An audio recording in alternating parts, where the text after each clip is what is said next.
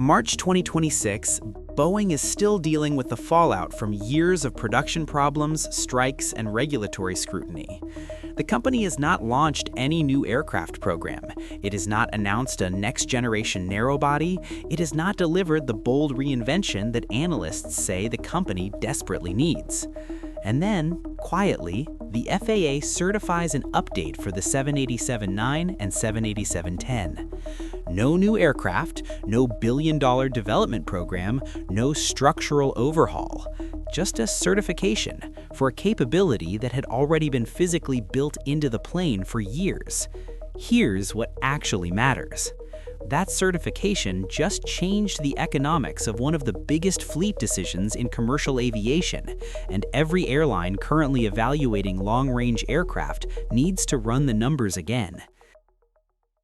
Aviate has reached 20,000 subscribers passionate about aviation. Our sincere thanks for your support. And if you're new here, subscribe to the channel and turn on notifications.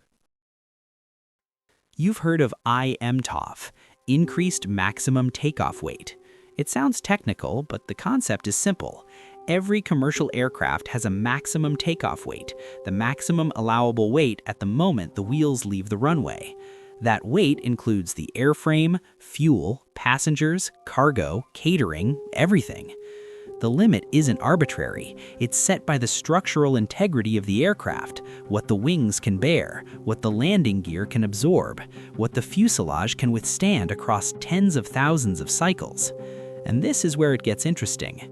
When Boeing designed the 787, the structural components were built with some margin beyond the original certified limit. Engineers don't design to the absolute limit, they build in a reserve. What Boeing realized, or decided to activate, is that the reserve already embedded in every 787-9 and variants 10 was substantial enough to certify a higher limit, without modifications. For the 787-9, an increase of roughly 10,000 pounds, approximately 4,500 kilograms. For the variants 10, an increase of nearly 14,000 pounds, around 6,350 kilograms. But wait, Boeing didn't push the change immediately. Every 787-9 and 10 manufactured since December 2025 already rolls off the line with the structural capability for IMTOW. Airlines don't receive this automatically, they choose when to activate it, through a certification process with their own regulators. But the hardware, it's already there. This is the genuinely unprecedented part. Boeing essentially pre-installed an upgrade across its entire future production before the certification was even announced. When the FAA approved it, every aircraft coming off the line in South Carolina was already eligible. Air New Zealand has already confirmed it will be among the first operators. And if you want to understand why other airlines are paying very close attention right now, you need to understand what those extra kilograms mean in the real world. More weight at takeoff means one of two things. You can carry more fuel, which means flying farther, or you can carry more payload, more passengers, more cargo, on the routes you already operate. Airlines choose whichever trade-off makes the most sense for their network. Here are the concrete numbers, verified by the FAA. The 787-9 with IMTOW gains approximately 310 nautical miles of range, reaching around 7,870 nautical miles. That's roughly equivalent to the distance from Sao Paulo to London, or from Seoul to Los Angeles. Or, instead of flying farther, it can carry approximately 3 additional metric tons of payload on current routes. That's roughly 25 to 30 extra passengers in dense economy configuration. And on a long-haul flight, those extra seats can represent more than $500,000 in annual revenue per aircraft at high load factors. The 787-10 gains even more in distance, approximately 430 nautical miles, reaching around 6,760 nautical miles. Or it can carry 5 extra metric tons of payload. Now let's put those numbers in context.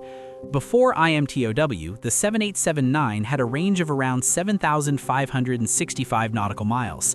The Airbus A350-900 sits at roughly 8,100 with full payload, a gap of more than 500 nautical miles, which, in practice, covers several major city pairs and gives airlines operating ultra-long routes a clear reason to choose Airbus.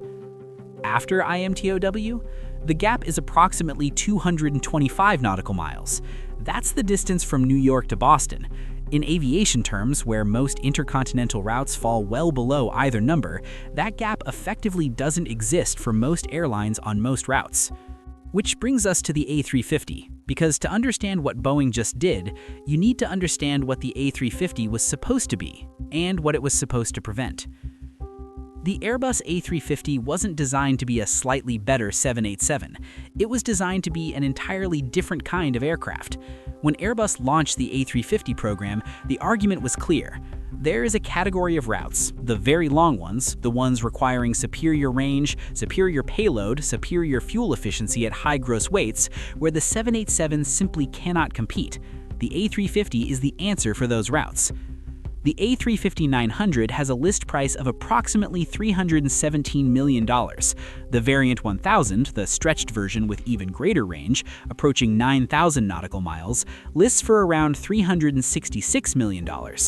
Those prices reflect what Airbus was selling, a capability the competition didn't have.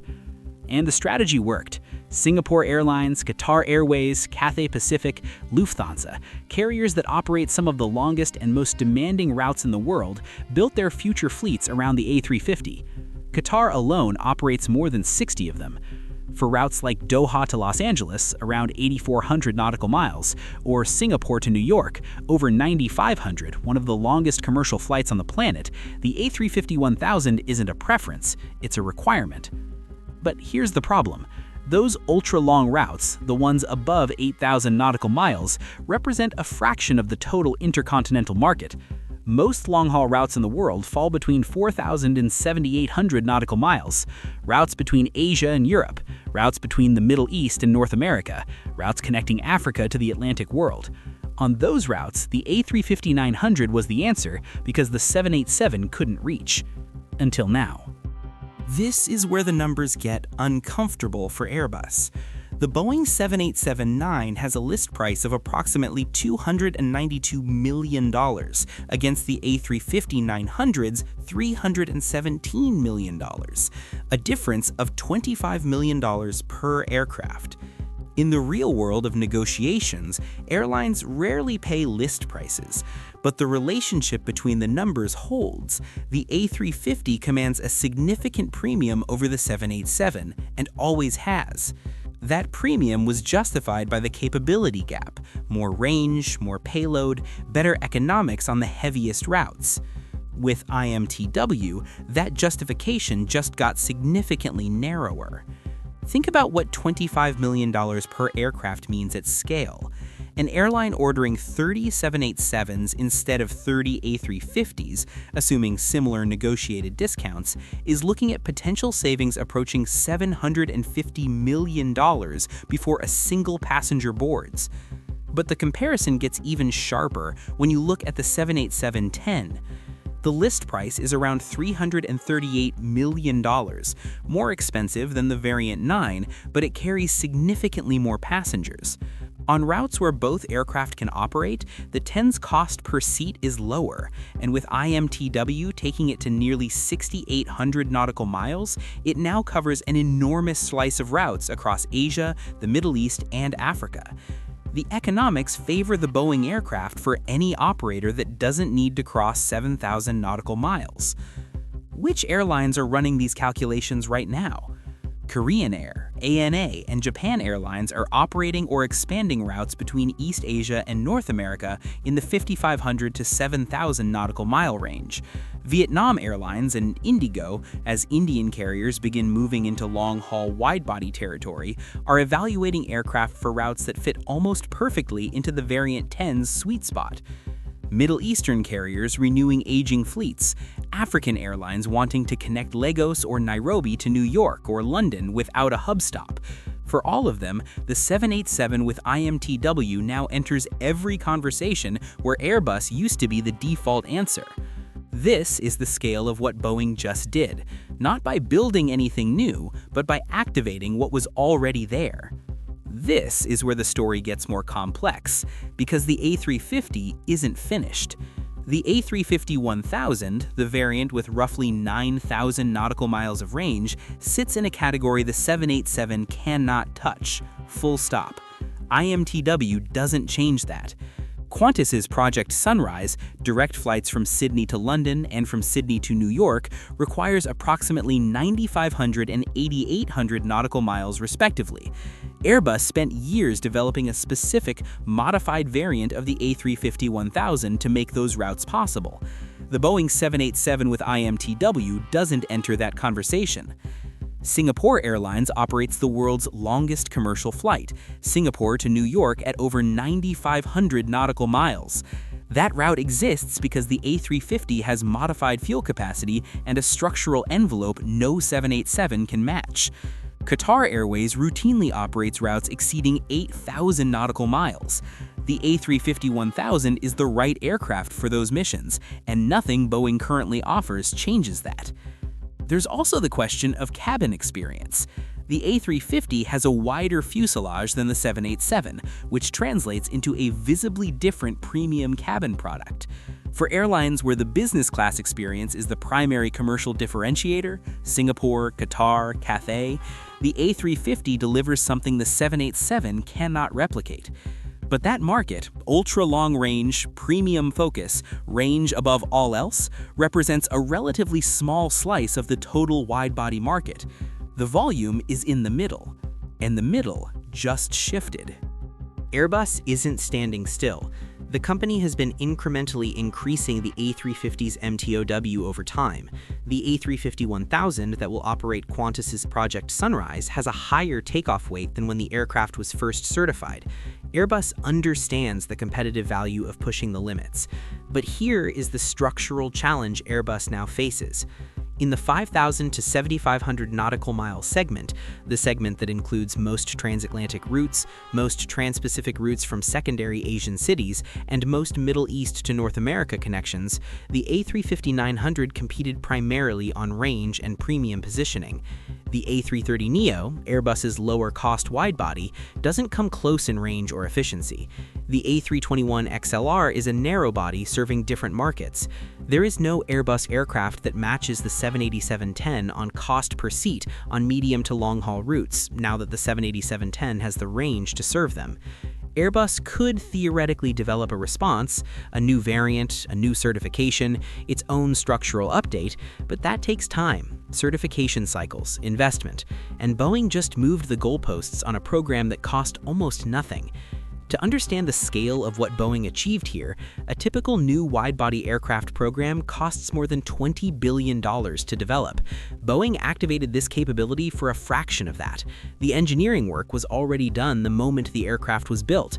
The FAA certification process is the only significant cost. The A350-1000's position at the top of the market, routes above 8,000 nautical miles, the Sunrise routes, the Singapore-New York flights, remains unchallenged. Airbus holds that territory, and will hold it for the foreseeable future. But that territory is not where most of the wide-body market lives. Boeing didn't win this competitive moment by announcing a new aircraft. It won by certifying something that was already there, already embedded in more than 1,000 aircraft already delivered, and in every aircraft rolling off the factory floor going forward. Airlines sitting in fleet planning meetings right now, the ones that had penciled in A350s for routes that now fall within the 787's expanded envelope, have a more complicated conversation ahead. The A350 will keep selling, but the question of who buys it and for what just changed. And that change didn't cost Boeing $1 billion. It cost a certification.